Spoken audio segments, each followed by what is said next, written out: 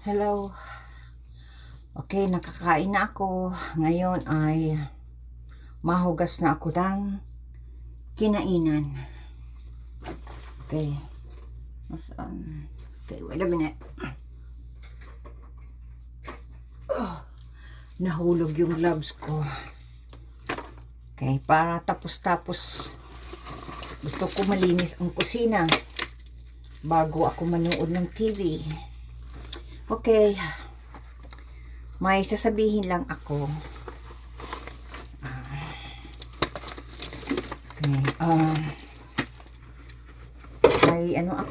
May sasabihin. Ito tungkol sa magkakapatid ha. Sana yung nangyari sa akin, hindi mangyari sa ibang magkakapatid. Ito. Sana kung may galit ang isang kapatid sa kanyang kapatid, sana hindi nagpapakita ng parang wala lang. Yung para okay ang lahat. May mga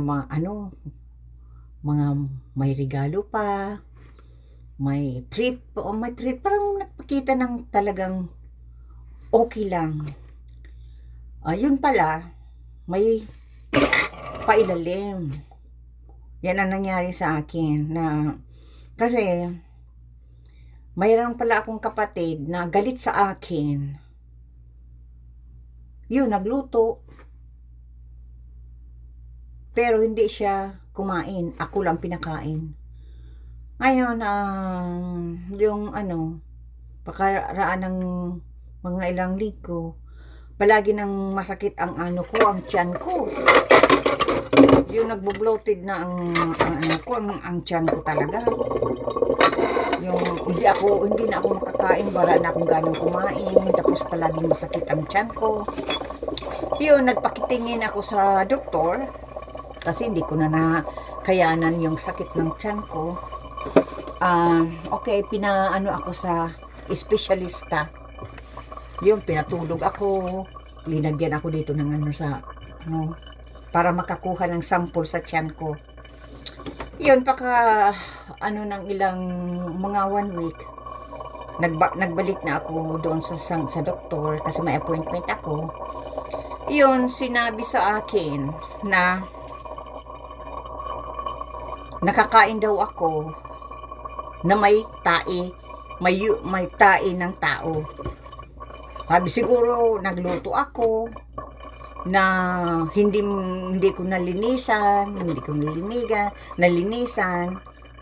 kaya yun, nagkaroon ako ng sakit sa tiyan. Sabi ko sa doktor, ako ang nagluluto. Bakit yung pamilya ko hindi nagkasakit? Ako lang. Yun. Yan, inisip ko talaga kung sino ang gumawa nito sa akin. Yun, naano ko na kung sino. Ayokong sa umpisa, ayokong tanggapin na capable ang isang kapatid na gumawa ng ganyan. Pero naisip ko, capable talaga.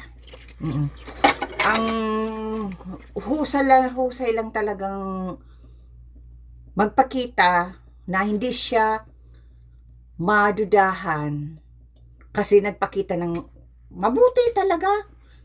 Parang wala lang talaga. Kaya hindi ko ini-expect na kaya yung gawin sa akin. Nagawa nga na pinakain ako ng pagkain na may tae. Kaya yun, 8 months akong nag-antibiotic.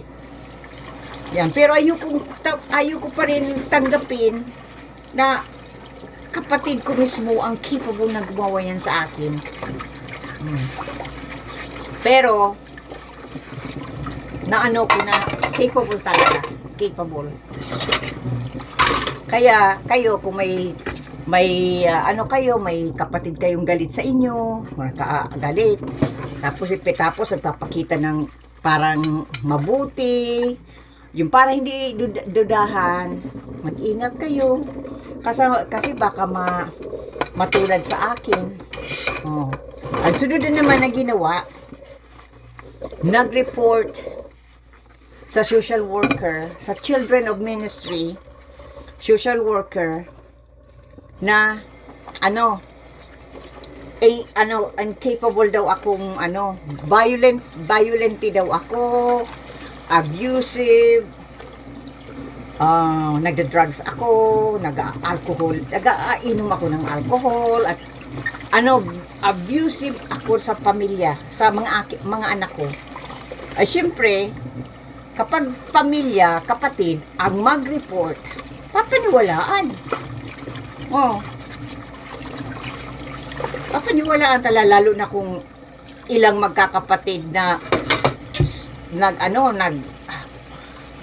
nag-usap-usap, tapos inano ang social worker, kinausap na laban sa akin, papaniwalaan talaga kasi kapatid nga.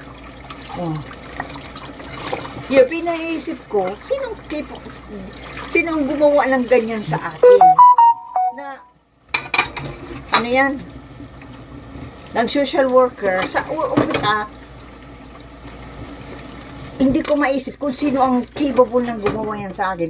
Dahil wala akong kaibigan dito. Neighbors namin doon sa isang bahay, wala akong kakilala. Wala akong kaibigan. Hindi alam ang tunay kong pangalan.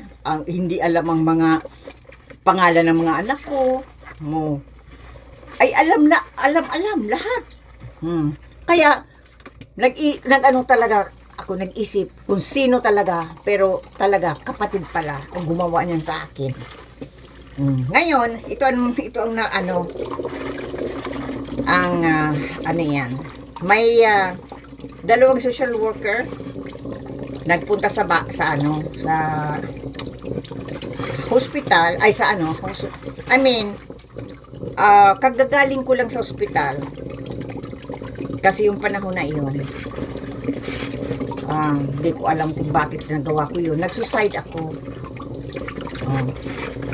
Yung nagpunta doon sa akin ang social worker, kagagaling ko lang sa hospital. At hindi ko madipinsahan ang sarili ko kasi may gamot pa ang katawan ko dahil yung pag-suicide ko. Talagang matagal ako sa ospital, pero nasa katawan ko pa ang yung gamot na ininom ko. Kasi talagang yung panahon na yun, gusto ko magpakamatay. Kasi nga, hindi ko na makayanan ang mga ginagawa sa akin. Hindi ko alam tapos si mama wala na. Hindi ko makayanan mga ginagawa sa akin. Kaya yung parang, nag-suicide talaga ako. Yan. Ngayon,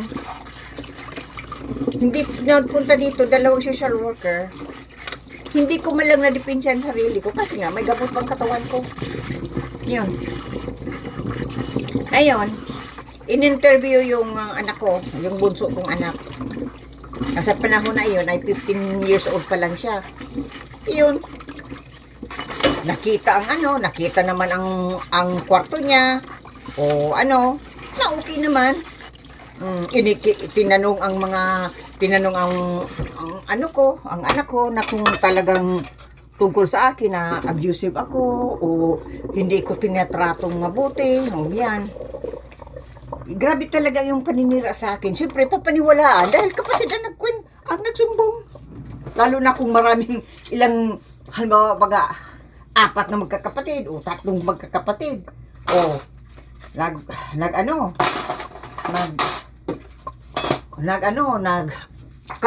kausap sa social worker against me, siyempre papaniwalaan yun. Kaya ganito na nangyari. 8 months akong binantayan. Alam ko yun kasi pag nasa labas ako, nag-ano ako, naglilinis sa labas, tapos minsan naupo ako sa labas, nagiinom ako ng kape, kung ano, ay, noon, nagiinom ako ng kape. Habang, ano yan, pagkatapos nalinis ako ng ano, sa labas, na, ano ako, tapos ano ako ng gardening ko. May nakikita ako doon sa harap namin, ng bahay dyan, tinted na window. Hindi ko makita kung sino ang nasa loob ng ano yan, kotse.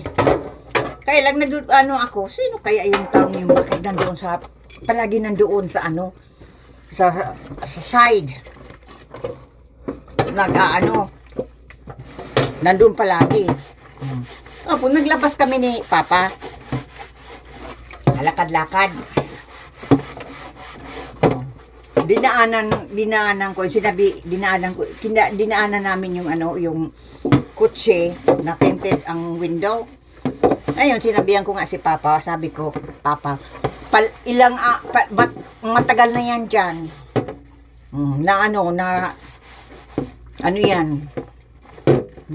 Dyan. Sabi ko, siguro, may binabantayan, yun ang sabi ko kay Papa. Totoo talaga. Ako pala binabantayan. Ngayon, matagal na iyon na talagang pinagmalmanan ako ng yung nasa loob ng ng kotse. Ngayon, pagkatapos ng mga 8 months,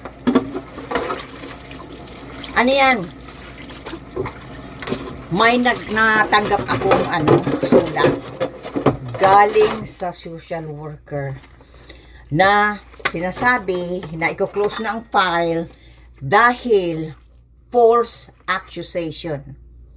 Sabi sa akin, false accusation, walang katotohanan. Yung ang mga bintang sa akin na abusive ako. Pati nga si Papa, in-interview sa telepono. Narinig ko, sabi ko, sino yan?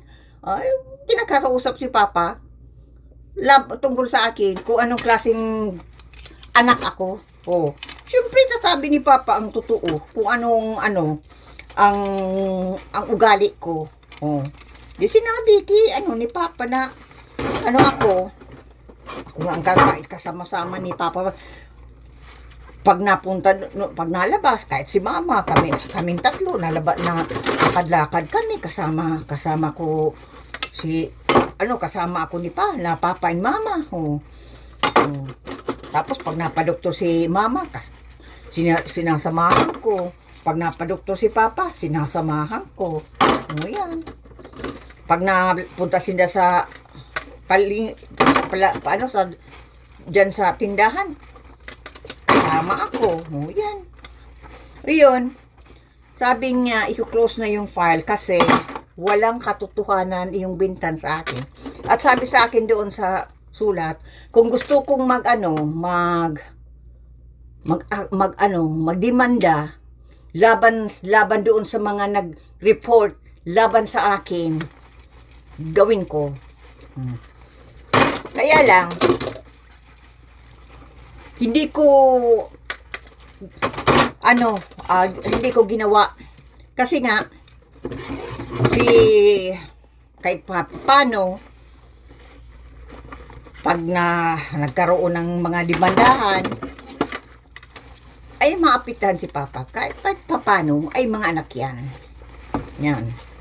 ay wala na dito si Papa, si Mama wala na din.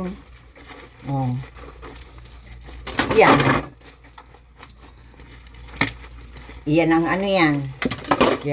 Yung kasi mahirap ay yung magre-report na wala namang katotohanan. Ay dito sa Canada talagang yan. Talaga, iniimbestigaran talaga yan. Kung anong klase ang pagkatao ng isang tao, pati doktor. Yan. Pati yan hospital, eskwelahan.